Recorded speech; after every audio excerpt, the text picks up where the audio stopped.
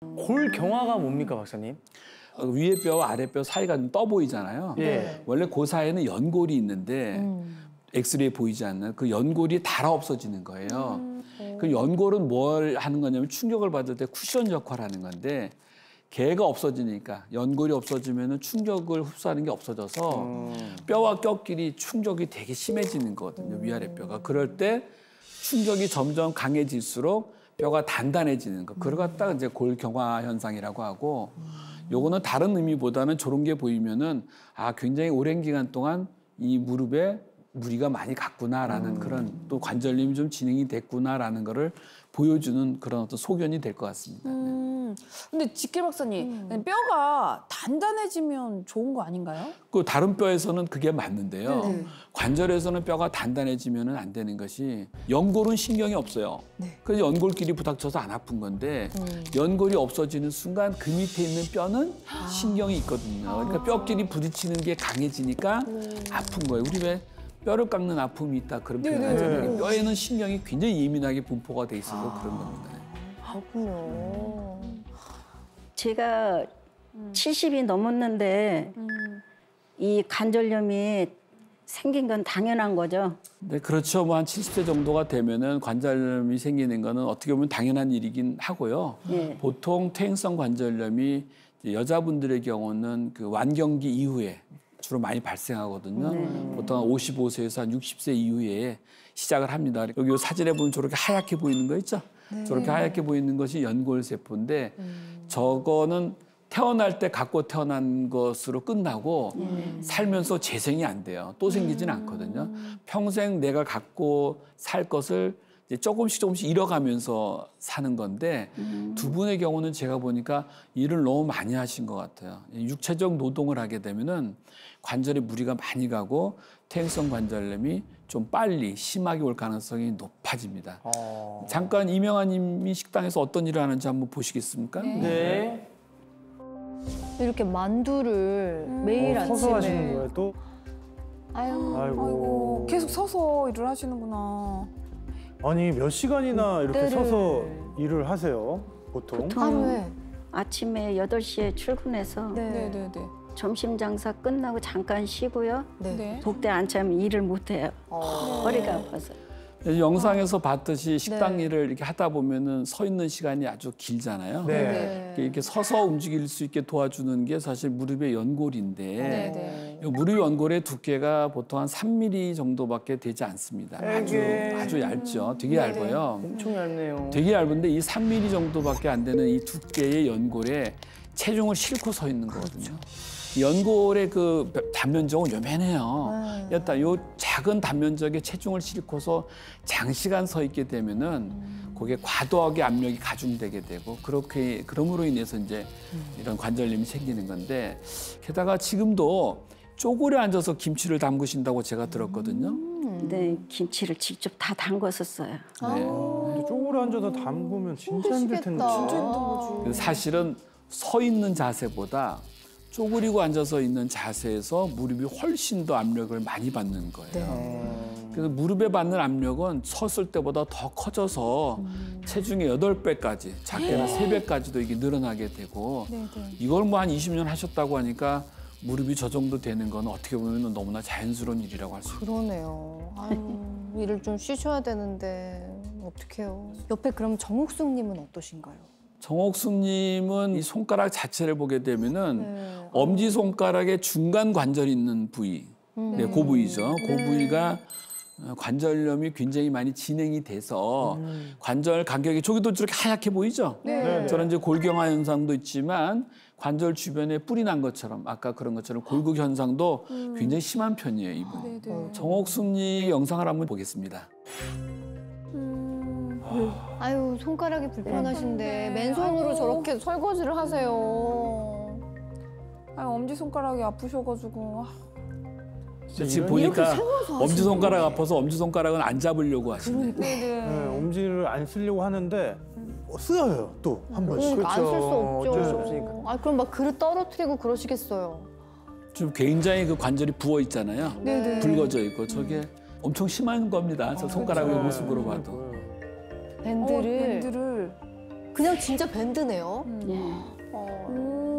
아니 테이핑 같은 거 사서 하시지. 아니요, 왜 일을 대밴드로- 하니까 네. 그게 저걸 손쉽게 이제 저게, 붙일 수 예, 있는 편해요. 거. 네. 저걸 아마 하는 이유는 이제 힘 받기 위해서 하는 것도 있고 부딪힐 때 아프니까 또 그럴 수도 있고.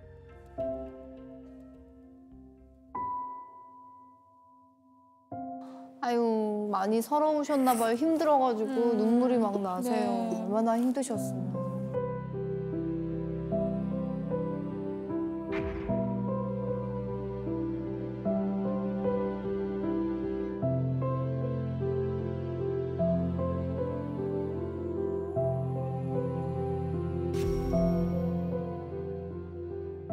근데 손가락 관절염 있는 분들을 제가 많이 봤는데 유독 이렇게 엄지만 이런 분들은 거의 없거든요. 네. 엄지에 유독 뭔가 좀 있었던 일 같아요. 제가 닭을 튀기면서 이게 닦는 걸 많이 해가지고요. 그게 이제 엄지를 많이 써요. 그쵸. 그래서 네. 그리고 이렇게 이 많이 집게 쓰시면은 또 하네. 이거 엄지로 그러네, 집게. 집게. 그렇죠. 집게. 그렇죠. 다 힘이 힘이. 엄지에 가 있죠. 손가락 관절염도 마찬가지예요. 많이 쓸수록 퇴행성 관절염이 생기기 시작하는데요. 주로 이제 진동하고 좀 관련이 있어요. 손가락의 경우는. 네. 진동과 이제 잡는 이 힘. 네. 도로 같은 거 이렇게 파헤칠 때 보면 이렇게 땅땅땅땅 하는 거 있잖아요. 그런 진동 기계를 쓰는 분들은 심하게 올 수 있고요. 그다음에 이제 뭔가를 꽉 쥐고서 일을 하시는 분들. 예를 들면은 뭐 적절하진 않지만 뭐 골프 선수 같은 사람들이 이렇게 꼭 막 쥐게 되면은 이 손가락의 관절염이 심하게 올 수 있는 거죠. 우리 윤 프로. 그 그림처럼 물건을 감싸 안으면은 힘이 전체적으로 분산이 돼가지고 손가락의 부담이 좀 줄여주게 되는데 그렇지 못한 자세는 어떠냐면은 이러한 자세처럼 이렇게 뭐 핀칭을 이렇게 한다든지 뭐 그렇게 되면은 손가락의 한 부위에 부하가 많이 걸리기 때문에 저런 경우에는 손가락 관절염이 생길 가능성이 많고 저런 거 오래 하면은 손가락 끝에 이렇게 변형이 생기기 십상입니다. 그러니까 딱 저 자세가 칼 잡는 자세인 것 같아요. 첫 번째 그림이 이렇게 칼 잡으시잖아요. 그러네. 그럼 확실히 이게 무리가 되나 보네요. 뭐 그렇죠. 네, 이렇게 뭐 도마질을 많이 한다, 칼질을 많이 한다든지 네, 또 진동이니까. 이걸로 뭘 한다든지 그렇게 되면은 좀 관절염 생길 가능성이 좀 높죠. 너무 마음이 아파요. 우리 어머님, 아버님들 다 그러시잖아요. 그치. 자기 몸 망가지는 줄도 모르고 그쵸. 열심히 사시느라고 이렇게 병을 얻으셔가지고 맞아, 맞아. 네. 너무 마음이 아파요. 네, 맞습니다. 뭐 정옥수님도 오래 걸으면 다리가 아프지 않으세요? 네, 많이 아파요.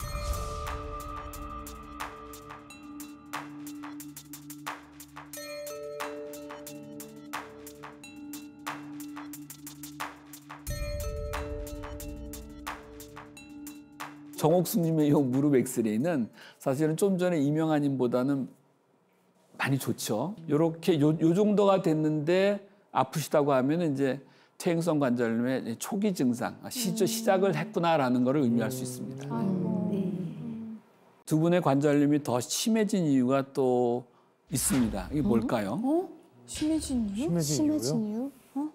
그동안에 적극적인 치료나 관심을 안 두고 이게 방치한 거거든요. 그것도 문제 두 제일 큰 분이 문제. 언제부터 통증이 있으셨습니까? 저는 한 15년 전부터 조금씩 아팠는데 참으셨구나. 예. 그 15년 모르고 그냥 전. 지났어요. 그럼 50대 때부터 좀 불편을 느끼셨던 네, 네. 거네요.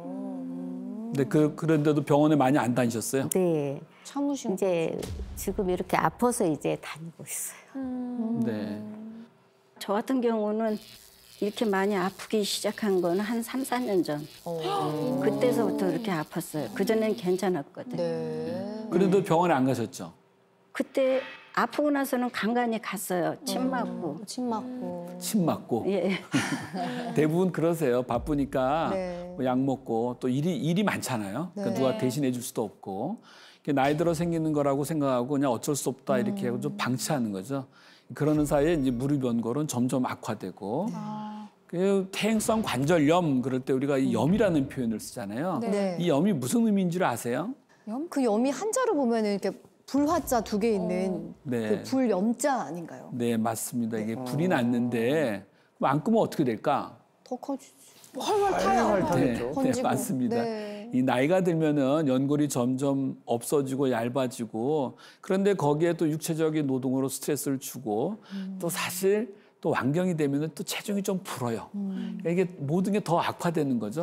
그러다 보면 결국은 연골이 더 벗겨지고 이제 연골이 없어지니까 뼈끼리 이제 노출이 되고 뼈끼리 부딪히게 되면 그때 하면서부터 이제 염증이 생기고 결국 염증은 신체에 문제가 생겼을 때 방어 수단이긴 하지만 무릎이 아프다는 아프다는 신호이기도 한데 이걸 무시하고 이제 방치를 해서 만성 염증 상태로 돌입이 되게 되는 거고 그런 거죠.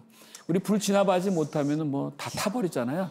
그런 식으로 만성 염증이 생겨서 우리 몸에서 이미 신호가 왔는데도 방치해서 이제 아주 나쁜 코스로 해로운 영향을 미칠 수 있는 상태로 넘어가게 된 거죠.